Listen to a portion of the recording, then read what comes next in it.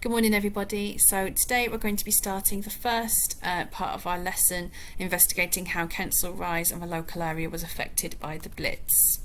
So to give you a recap of the context of this period, the Blitz was a German bombing campaign between 1940 and 1941 in the Second World War, and it is derived from the German word Blitzkrieg, which means lightning war, due to its fast and unexpected style. The bombing of Britain was intended to lower morale, which means to make people feel more negative about the war, and to damage infrastructure. In the case of Kensal Rise, the gasworks is an example of that. So that includes factories, railways, docklands, and so on. And it's likely that this was the prelude to Adolf Hitler's aim of invading Britain. By weakening morale, by weakening the infrastructure, it meant that it would be easier to invade Britain and to defeat them in the event of an invasion. So before we actually investigate this any further, consider now what ways do you expect the Blitz to have affected the local area. So pause the video here whilst you think about that. So our first theme is starting actually before the war even begun. So in the First World War, London had been bombed by German Zeppelins, by aircraft, and poison gas had been used as a weapon. So the British government started to make plans to protect citizens before war had even been declared. That's due to the advent and the development of technology between the wars as well. So changes were felt and seen up and down the country in the years leading up to the Second World War. This picture shows a Zeppelin over London, and Zeppelins were used either to scout or to attack. So this source, I believe, is held in the Brent archives. So take a moment to pause the video here, have a look at the source, see if you can work out what the item is, what details do you notice and what could they mean. So especially look at the letters, what do you think they may mean, and what sort of person may have owned this and why. Okay, so if you're ready to proceed, continue watching. So the ARP stands for Air Raid Precautions, so well done if you managed to work out the A and the R part of that. So councils were instructed to make plans for air raid precautions, meaning air raid preparations and preparations to be safe in their area. So Wembley Council appointed Jack Edus as its ARP officer in February 1938, which you'll notice was before the Second World War had actually been declared. And this is an example of an ARP officer's lapel badge. So you can see on this recruitment poster here that the lapel badge is being worn, and it's included on the man's uniform. You'll see how the recruitment poster also requests for responsible men for the responsible job. What do you think is meant by that exactly? Well, of course, the role would demand someone who had good standing, who did the right thing, who showed initiative, being responsible. And have a think as well about how the officer is portrayed on the image too. And as well as looking at what he's wearing, what do you expect the roles to have been? So they had lots of roles, and again the poster required responsible people, so they befitting of that was that they had lots of roles and responsibilities too. So they had to distribute gas masks to residents, plan and recruit wardens, obviously depending on their role as well, and organising air raid shelters. At its height, there were 2,500 air raid wardens, but 95% of them were volunteers. So they were people who were not being paid for their time, but were using their free time outside of their employment, supporting and protecting their local community. They helped to coordinate the response of other civil defence services such as firefighters, rescue teams, first aid, medics, ambulance crews and so on in the event of an air raid. And I'm very sorry, I seem to have forgotten a full stop after that parenthesis as well. They also were required to advise local people on air raid precautions too, and enforce the nighttime blackout. Now you can see in the picture on the side that an air raid warden is setting the time of the local blackout. So blackouts were enforced to minimise light being seen from the air, so that highly populated places couldn't be identified as easily, so could be therefore protected more. And they monitored and reported bomb damage too, so somebody had to be responsible for that. Of course, ambulance services or fire brigade wouldn't be aware of what had happened and where across the borough, so these air raid wardens would be responsible for that, to again make sure that people received the appropriate help in a timely fashion, again protecting the local area. So this source here is really useful in understanding how new roles were created and what new roles were created in response to the Blitz. So you might want to pause the video here whilst you read through it yourself, thinking about why these roles were created too. So the article talks about how supplementary or additional fire parties or fire support groups were established to help protect homes from destruction by fire bombs. It talks about how they used stirrup pumps as well, so they had a really vital role and service in helping the borough maintain its buildings and to keep people safe. Towards the end of the article, it talks about compulsory, which means obligatory or enforced fire watching, which is quite literally what it is to watch out for fires, and how it had 25,000 members by the end of the war. So on Black Friday, what is known as Black Friday, on the evening of the 15th to the 16th of November, an estimated 3,000 incendiary bombs were dropped, which resulted in 62 separate incidents. And again, as the article mentioned, local and voluntary, again, fire teams helped deal with the attacks, but as a result, fire watching became obligatory and required. And a great many people across Wembley alone helped to contribute to that effort. You can see this is an example of the stirrup pump being used by a female raid warden here too. Medical roles were also established as an example of these new roles. So this is an image of the first aiders from the medical service unit, the Eaton Grove rescue team in 1941, and the team was comprised of men who were either too old for conscription for military service or for those in reserved occupations who were required to remain in the country and work in their original roles before the war, that were established before the war.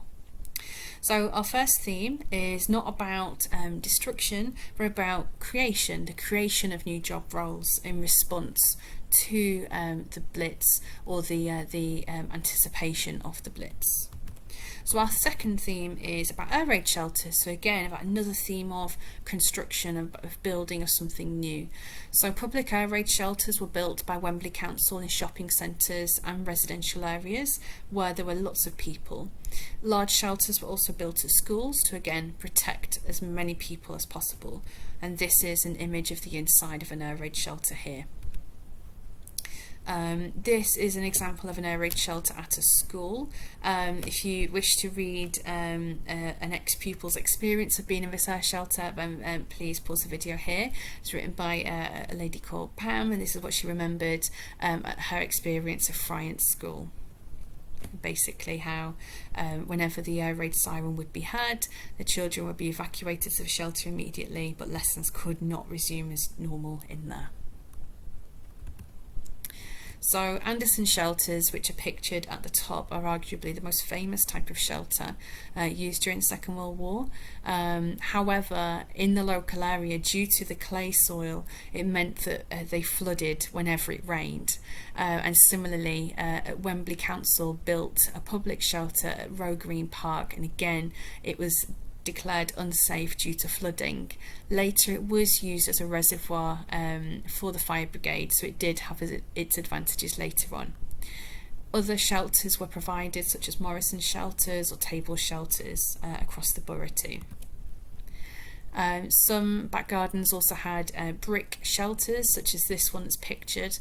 Very few of these remain now. This one is from 2009 and is in use as a garden shed, but it would have had a concrete roof, a concrete base and brick walls, again to protect the people inside from the effects of an air raid. This I found really interesting actually.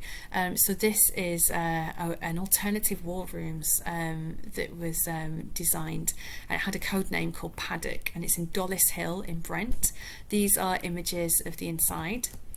Paddock was Winston Churchill. He was the Prime Minister at the time, the Prime Minister of Great Britain. It was his alternative to the Cabinet War Rooms, which were based in Whitehall, which you can also visit as well. I would recommend that. The Cabinet War Rooms were where he and his advisors made plans of relating to the war. So this alternative bunker, Paddock, was built further underground, deeper underground, so it could have actually survived a direct hit from an air raid attack. Whereas the one in Whitehall, the original and the one that he favoured, could not have survived such an attack. However, only 2 meetings were ever held at Paddock, and the site was abandoned in 1944. Unfortunately, it is in disrepair now. It is in a semi-derelict state, but again, a really important monument relating to the war effort. So again, 2 examples of creation during the Blitz of jobs and of buildings, but now we're going to be shifting our focus slightly. So war was obviously declared in 1939, and the first aerial attacks, the first air raids of the Blitz begun in 1940 at the end of August. So incendiary bombs, high explosive bombs and parachute mines were dropped over London. Pictured here is a parachute mine that had not detonated, and you can see the parachute behind it. Incendiary bombs are more involving flames and causing fire. So this is a map of School, but it's a different map than you'd normally see. So it actually marks on it an estimation of where different bombs landed during the Blitz. So these are all high explosive bombs, and you can see that the school is just in the centre of the map there, and you can see that there are a few on Kemp Road and one just off Harvest Road as well. So what do you think the impact of these bombs was on the local area? So thinking about those streets directly affected in the immediate vicinity, maybe even buildings or establishments a little further away. And this is a zoom out of the local areas. You can still see that School is just in the centre, but it does show you more surrounding roads. And wherever there's a number, that means that there was that number of bombs was dropped during the air raid. So examples of up to 9 in some areas as well. So again, what do you think that impact was? Now, you might be interested in looking at where you live or an area of London that you visit frequently, or comparing 2 regions, so 2 parts of London. So if you do wish to investigate this further and conduct your own research, then please visit bombsite.org, and you can type in different addresses, or you can scroll around the map and see. I've also linked this on your home learning document too, if this does interest you. So, thinking about what the impact of this bombing was then. So this is an image here of an unidentified road in Wembley. It's unidentified because of the secrecy laws of the time. So what can you see in this image? What has happened as a result of that air raid? Well, of course, you can see that a home has been completely and utterly destroyed by the air raid, causing extensive damage. You can see the rubble. You can also see the damage that has happened to the buildings around. You can see the glass has gone out of the windows. You can see the damage to the roofs and the walls as well. So this picture here too, so this is of damaged gravestones in Kensal Rise Cemetery, and you can see the damage on them there. Now I wonder if you can spot anything which may suggest why the cemetery was actually affected by an air raid. Are there any clues that I may have mentioned earlier on in the lesson that you can spot here? Well, in the background you can see what is the remains of the Kensal Rise gasworks. So we talked about earlier on how such sites were strategic points which would have been targeted, and this is a reason, or possibly one of the reasons, why the cemetery experienced some damage here too. This is Kingsbury Road after a parachute mine in 1940. Again, pause the video here while you examine the photograph. What damage can you see? What are the effects of that air raid? So your first activity is to use the bombsite.org website resources that I've taken from there. So I've shown you the borough of Brent. On the map, it's highlighted where Brent is located in London. I've given you the data of how many bombs were dropped there, as well as you can see the sites marked by the red dots of where they occurred. And the same for Southwark, a different part of London, again with the number of bombs that were dropped over that area, as well as the red dots showing where they were also dropped. So I would like you to take a look at the home learning document now, comparing the data I have given you and answering the questions that are attached.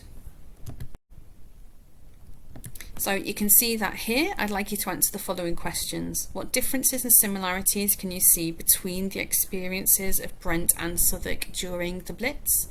And what inferences can you draw about the experiences of different boroughs? So did every location have the same experience? Why is that? Can you begin to unpick why maybe one area is having had a more intense, a more devastating experience than another? Okay, so you can pause the video here and then return to it once you've completed your work. There's no expectation for you to print off this worksheet. You may just wish to write down your answers on a piece of paper using a couple of sentences to answer each point. So I hope you found comparing those maps interesting. Brent, of course, had to endure the Blitz until 1941, and during that time many buildings were destroyed or damaged in some way.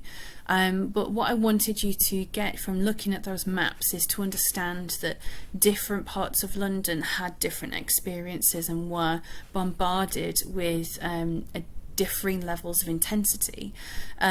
So some parts of the city, such as Southwark, were bombarded much more regularly due to the proximity to the Docklands, which were a very strategic target, as well as areas with lots of factories or transport connections, as again they were strategic locations, that it was understood to be again a strategic advantage to target those particular areas.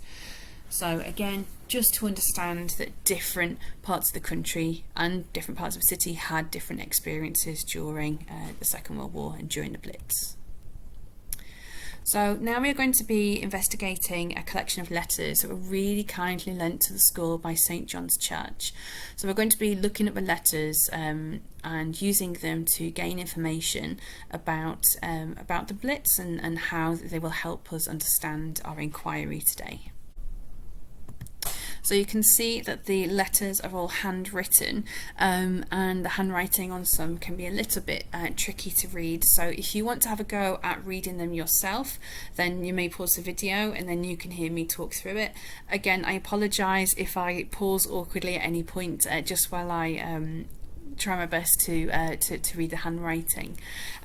So this letter here was addressed on the 15th of June 1941. So the letter describes how that the church has been struck by enemy action, and I'm sending you a cheque for £1 towards the restoration of the church. So quite a short and sweet letter, but again, think about the information we're getting from that. What was the impact of the Blitz on the local area here? Okay. Our next letter. So I was very grieved to hear of the damage that has been done to St John's, and I hasten to extend my sympathy and sorrow. I can imagine how badly you must be feeling after all of the years of hard work you put into making it a beautiful place. I regret not being able to come and see you and be of proper help to you, or be of more help to you, sorry. So that one was sent on the 29th of November in 1940. So now we have 2 letters. What is that telling you about the local community around this area who were affected by the Blitz? What does it tell you about St. John's itself during the Blitz? And notice how we're looking at letters addressed in different months. What does that tell you about the regularity of the enemy bombardment too? So we have a second letter here, which is much longer, and you'll notice that with the language used in this one as well, much more emotional. So again, it talks about very sorry to hear of the news. I have prayed so hard that St. John's would be spared from the cruel fate of Hitler's hordes. There has been much love and devotion put into every inch of the church. And it seems impossible to believe that it has been wrecked. What has happened to the vicarage, I wonder, and to the cottage? And it's interesting here, actually, it gives an example of what it was that caused the damage, and it says the landmine must have been nearer than before. Oh dear. So again, if you want to read on without hearing my commentary, then you can pause the video here, or you can hear me reading it if you continue listening. So what a blessing, you are all safe, although the shock will badly affect you all. That is inevitable. You are constantly in my love and prayers.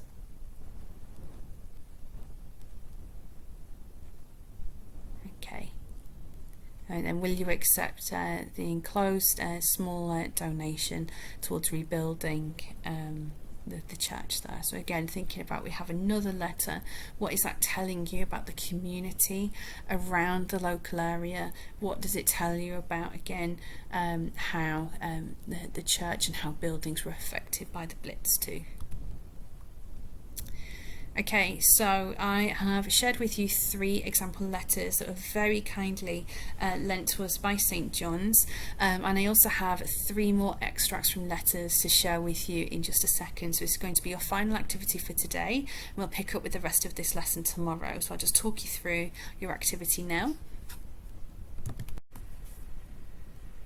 So you can see here that I've got 3 letter extracts included for you, and I've also typed up what the letter is saying in typed font if you are struggling to read the handwriting.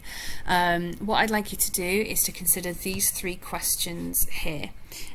So we've got, what do the letters tell you about what happened? So again, what has happened to St. John's, to that local area? What themes? So we've explored the themes of new roles being created, as well as damage and destruction. So can those letters tell you about the presence of those themes? Are there any other themes that we haven't talked about specifically that you can see in these letters? And do you have any other comments or observations about what you have read in the extracts? So you can jot them down there. Of course, you don't have to print off these sheets. You can zoom in and read them and then make notes on a separate piece of paper. We very much encourage you to go printing free. So really looking forward to seeing what you make of those resources. Again, really special that we have had access to these and help us understand how the Blitz affected our locality in even richer detail than we could have done previously. But tomorrow we'll be continuing on with this lesson and investigating further themes and looking at a wider range of sources too. So I hope you found this lesson interesting, and I'll catch up with you tomorrow. Okay, take care everybody. Remember to upload your work onto Seesaw. Bye bye.